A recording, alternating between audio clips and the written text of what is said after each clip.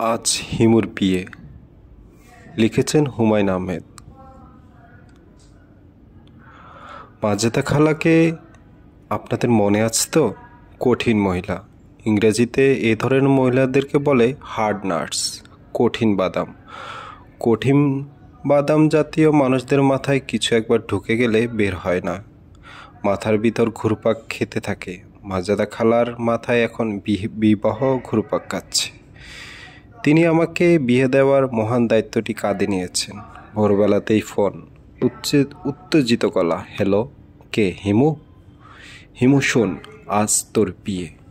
আমি আনন্দে খাবি খাওয়ার মতো বললাম, কখন বিয়ে? রাত 9টার মধ্যে মগবাজার কাজী অফিসে চলে আসবেন। লেখালেখিতে 10 মিনিট যাবে। রাত 10টার মধ্যে কর্মসমাধান, ইনশাল্লাহ। আমি কখন আসব?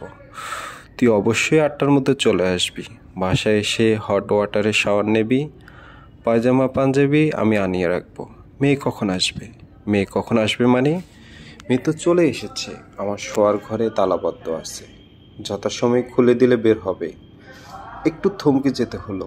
বিয়ের কনেকে তালাবদ্ধ করে রাখা হয়েছে কেন বোঝা যাচ্ছে না। মাজেদা খালা কোনো একটা প্রকল্পে হাতে নেবে, তাতে রহস্য থাকবে না? তা হয় না, রহস্য অবশ্যই আছে।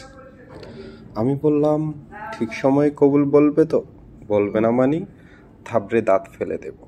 বদমেয়ে, আমাকে চিনে না? সে বুনো ওল আর আমি খেতুল। খেতুল কি? খেতুল হলো বাঘা তেঁতুলের মা।